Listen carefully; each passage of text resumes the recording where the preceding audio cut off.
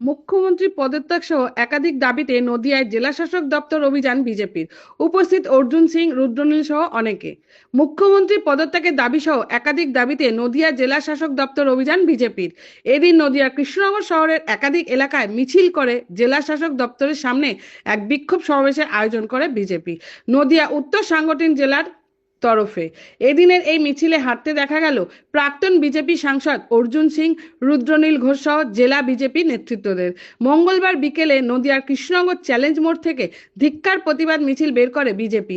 এরপর কৃষ্ণনগর জেলা শাসক দপ্তরে ডেপুটেশন জমা দেয় তারা। বিজেপি নেতৃত্বের দাবি, ওয়াকফ বিলকে সামনে রেখে রাজ্যের কোনায় কোনায় শুরু হয়েছে হিন্দু নিধন যজ্ঞ।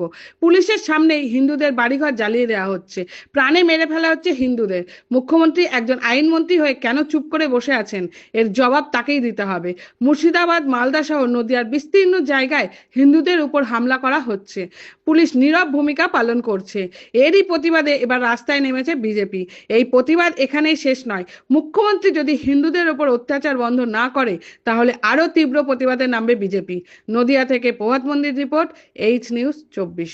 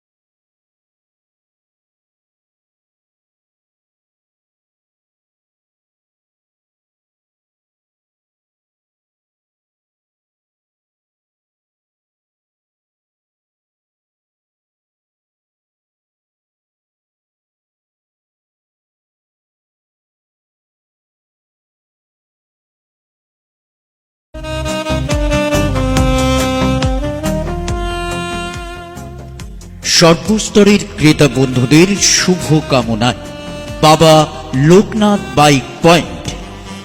আমাদের এখানে যে কোনো কোম্পানির বাইক ক্রয় এবং বিক্রয় করা হয়। অবশ্যই মনে রাখবেন, ফাইন্যান্সের সুব্যবস্থা আছে।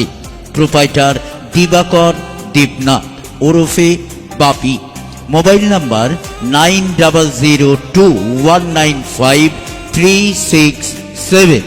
আমাদের ঠিকানা 12 নম্বর জাতীয় সড়ক, শান্তিপুর বাইপাস, পাওয়ার হাউসের নিকট, শান্তিপুর, নদিয়া।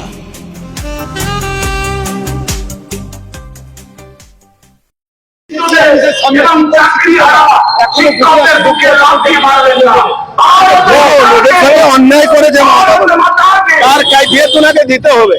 আজকে উনি বলছেন যোগ্য অযোগ্য নিয়ে চিন্তা করতে হবে না। মমতা ব্যানার্জি অযোগ্যদেরকে যোগ্যদের মাথায় বসে রয়েছে, তার জন্য সুপ্রিম কোর্ট এটাকে বাদ দিয়েছে। আর এখনো উনি মিথ্যা কথা বলে যাচ্ছেন। অলরেডি সুপ্রিম কোর্ট বলে দিয়েছে এদের চাকরি থাকবে না।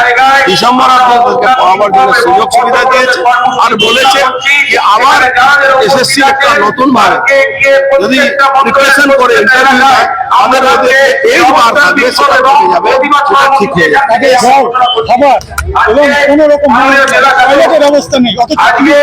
আরে মমতা ব্যানার্জি জেহাদি আছে, ও জেহাদিরা কাউকে জল খাওয়া দেয় না, গলা কাটে, গলা কাটে। তোমার বাবা মা কালীঘাটে গিয়ে অবস্থান আমরা ওনার সঙ্গে আছি। উনি যদি এলাও করেন আমরা হাজার হাজার মানুষ গিয়ে ওনার সঙ্গে বসে।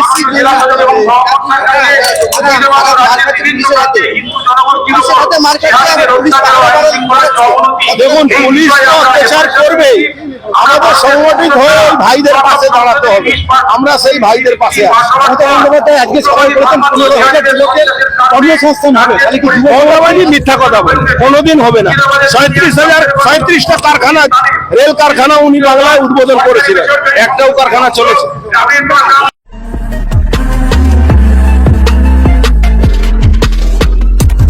নমস্কার, আপনারা দেখছেন HR নিউজ 24, সত্যের লক্ষ্যে মানুষের